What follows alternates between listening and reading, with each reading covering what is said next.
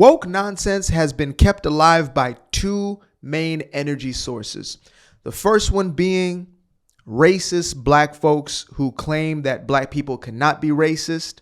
You know, the jaded, the bitter, the envious. And then, of course, we have self-hating white people. And this specific group is the saddest.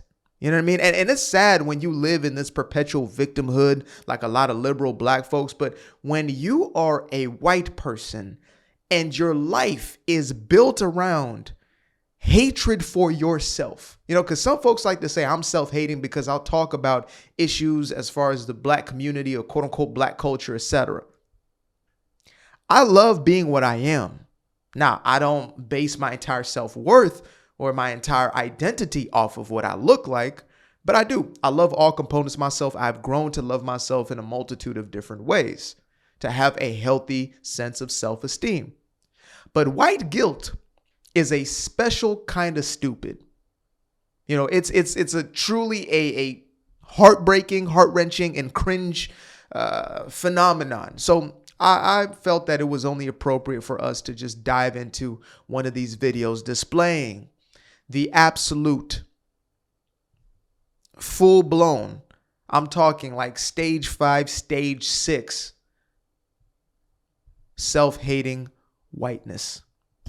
If you are a white, trans, or queer person, I want to have a conversation with you. Oh, Lord. I've said this in prior videos and I'll say it again. I genuinely feel sorry for the men out there who have a hard time growing a beard, right? When you have patches and things of that nature. I would suggest just shaving the whole thing off and, you know, doing the baby face killer thing, because when you do patches, you end up looking like a they-them.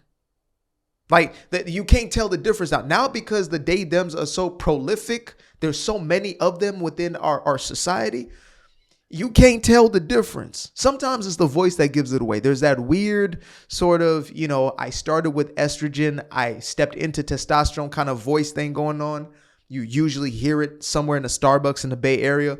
But this right here, I'm sorry. I just had to go there. Oh, it's a he, they, the he, them. Okay. He, them. It's a he, them, all right. It's a damn heathen. But anyway. If you are a white, trans, or queer person, I want to have a conversation with you today about whiteness. First of all, happy Catter Day. Meow, claws out. Anybody guess where this is from? One of my favorite kitty shows. Anyway, back to the conversation. I was having a great chat today with a dear friend of mine who is a black woman, and we were talking about white women and white supremacy. And it has to be said. It has to be said because their entire identity is based on these made up identities, right? It's not, hey, I'm a human. I'm a child of God, right? Like as a man, we wear many identities. Hopefully one of those is not she, but you know, if you are a healthy male, hopefully first you are, you know, a child of the Creator. You are a human being. You are a man. Let's say now you're a husband, you're a father, whatever your profession may be, right? You are a contractor. You are an electrician. You are an executive, whatever it may be. These are the identities. For them, it's literally as baseline foundational because most of them really don't actually do much of significance. So they get their significance from this identity. So my blackness, my whiteness, my queerness, right? My queerness, my pansness, my two-spiritedness. I just, you know, we're here for education segment as much as entertainment. So yeah. About white women and white supremacy and how a lot of white people uphold white supremacy by just existing. Oh. My friend brought up a... Whoa.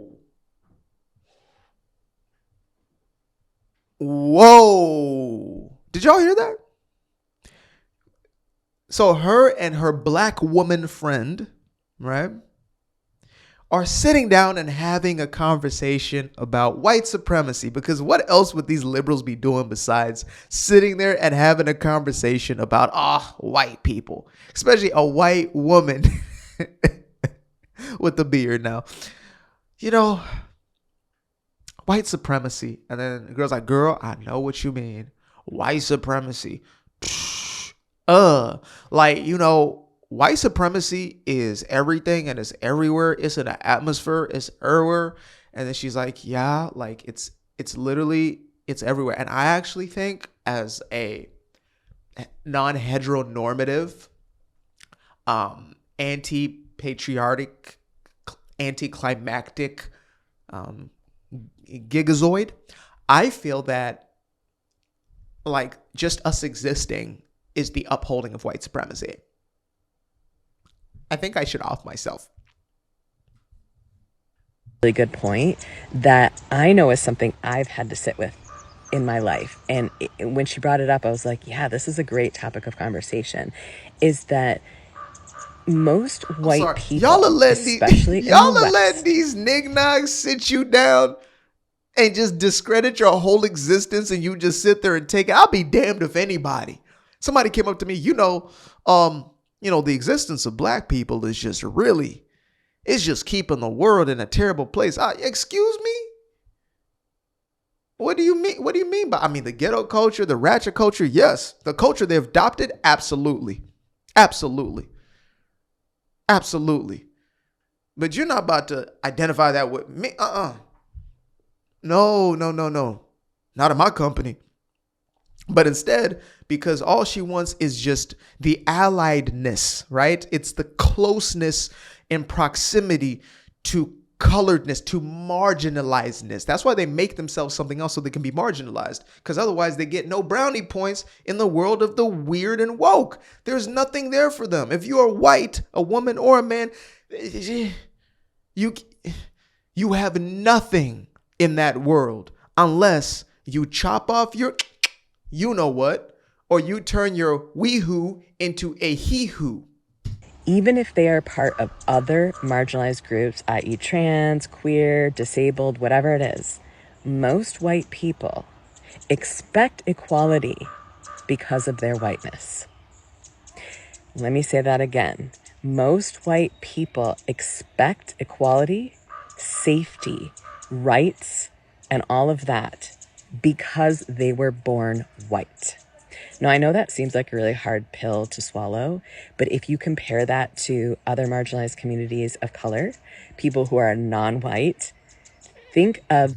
I can feel myself getting dumber. You ever have that feeling? You're like, I think I'm getting dumber.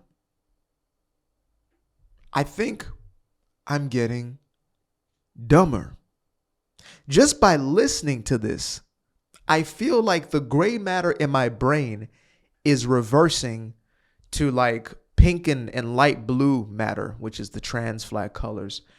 And it is turning in the brain itself, the structural component of the brain is becoming smoothed over. I am becoming smooth brained in the process of listening to this nonsense. Them being born into a system that was never going to put them on top in the first place. So therefore, there are no expectations of superiority, right? I mean, we do see people of color go the capitalist route and try to become billionaires, but at the same time, it's always in proximity to whiteness. And that really made me think about, the trans and queer community. These people are racist. They're the most sexist. They are the racists. And I'm talking about this individual included. He, them.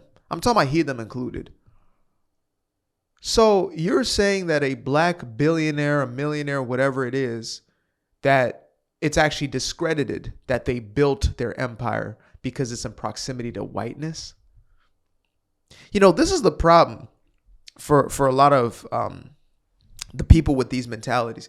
You never get an opportunity to learn from the people who are progressing in life, who are doing something of substance. And perhaps it's a good place to hide. What better excuse for why your life is the way that it is than continuously blame somebody else for it? The white man or any other man or a non-man, whatever the hell. It's like me blaming, trans people for my quality of life. They don't change my quality of life. However, the ideologies that they push can have an effect, and a very dangerous effect, on the people in my life, i.e. children or whatever it may be. So that being said, Success does not have a race. Wealth does not have a face.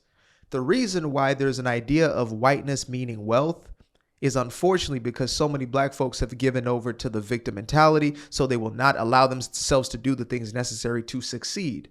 They will not learn, educate themselves. And I'm not talking about in the indoctrination camps. I'm talking about learning the necessary skill sets in order to get to where you want to get to, whether it's marketing your product, whether it's understanding of, user behavior, whatever. I don't know what space you're in, but whatever it is, the mastery of your craft, learning how to leverage your skills.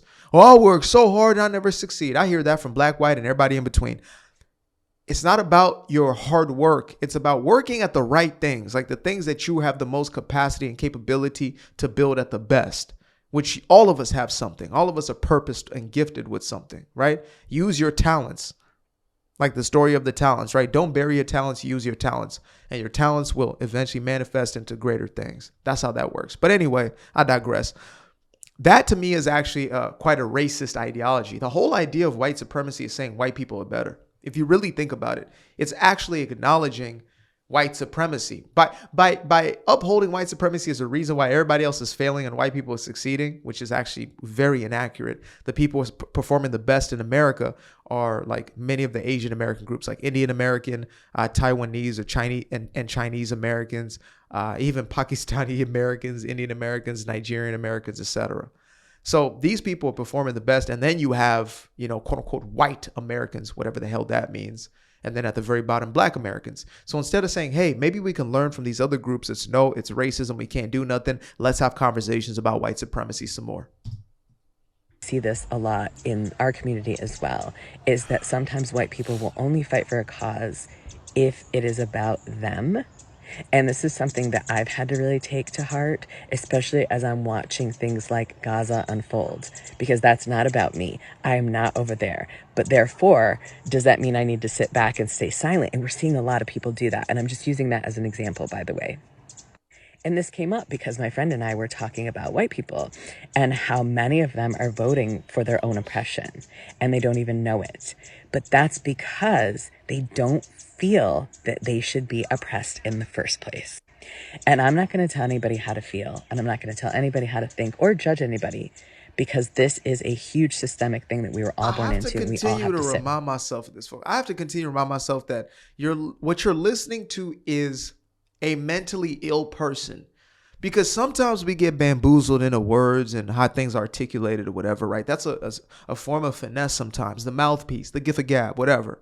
So it sounds intelligent, the word choice, etc., but the ideas are remedial. You get what I'm saying? Like sometimes you hear them and you're like, those are big words, multi-syllable words. You sound like you're educated, but everything you're saying is absolute dog water. I have to remember that this is a chick who thinks she's a dude and has put on everything to make herself a dude and believes she is now a. It's constantly ruminating in the back of my mind to keep me in insanity. But my question for my trans and queer community who are white is, look into your heart and ask yourself, is this something that you might be doing? Where did the expectations of safety come from? Does it come from the fact that you truly feel that everyone on this planet deserves equality? Or does it come from the fact that you are white and you are born into a system and you expect the equality and the safety and the justice because of the color of your skin? It's a conversation to have.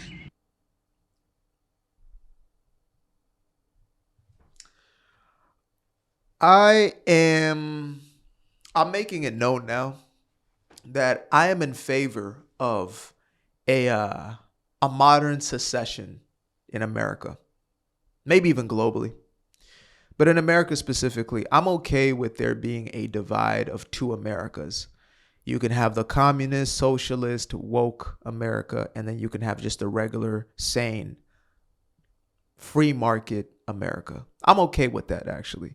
I have no problem. I don't need to be a united as far as everybody. We can We can create one subsect that is them, literally, and then one that is us, literally, US, United States.